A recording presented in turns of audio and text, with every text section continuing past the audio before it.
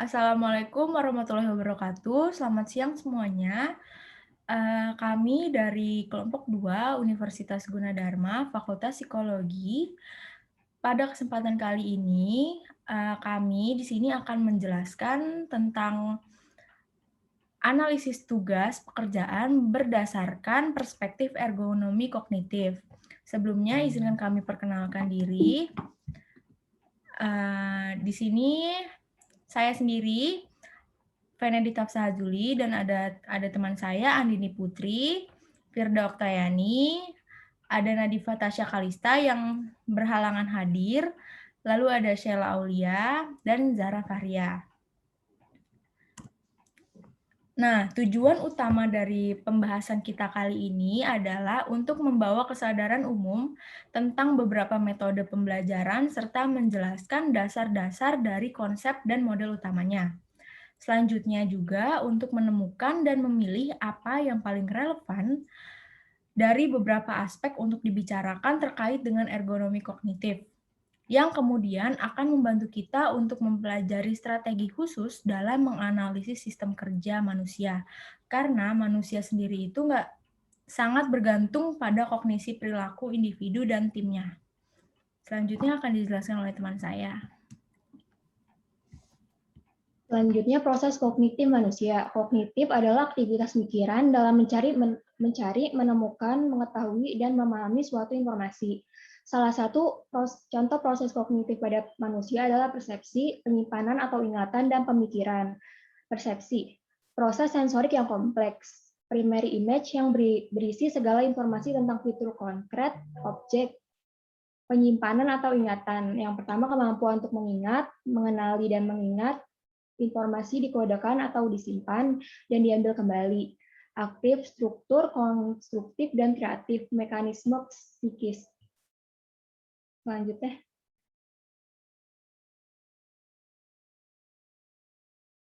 Selanjutnya, penjelasan tentang ergonomi kognitif. Ergonomi kognitif adalah subbidang ilmu kognitif yang berkaitan dengan aktivitas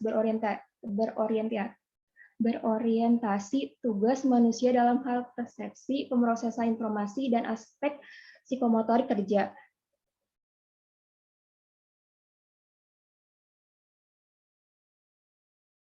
Adaptasi manusia terhadap teknologi baru. Dalam adaptasi manusia terhadap teknologi baru, kecerdasan buatan sudah mendorong batas-batas kita sebagai manusia pada apa yang bisa dan tidak bisa dilakukan di tempat kerja. Dalam hal ini juga tuntutan kognitif yang dipaksakan oleh mesin memungkinkan untuk tidak membantu lagi karena perkembangan teknologi telah sangat meningkatkan kompleksitas pekerjaan dan desain tugas dan kinerja manusia. Selanjutnya.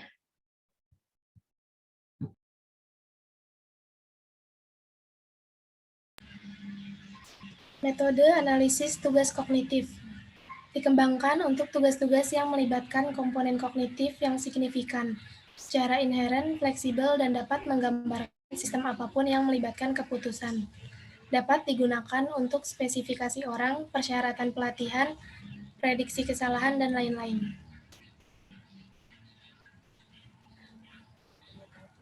Tujuan utama analisis tugas kognitif.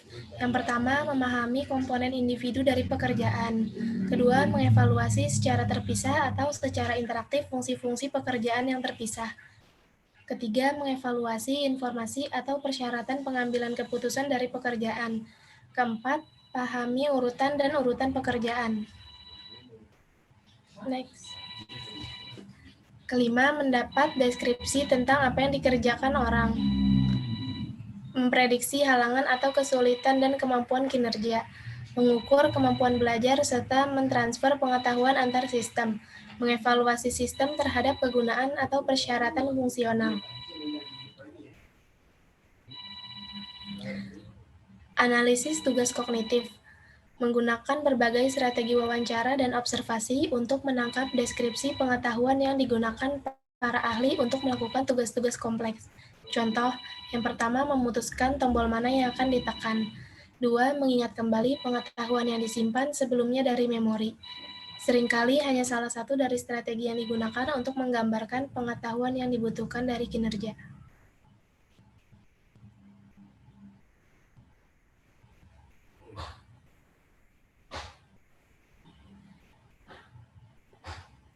Selanjutnya kita akan membahas tentang komponen manusia dari analisis tugas kognitif.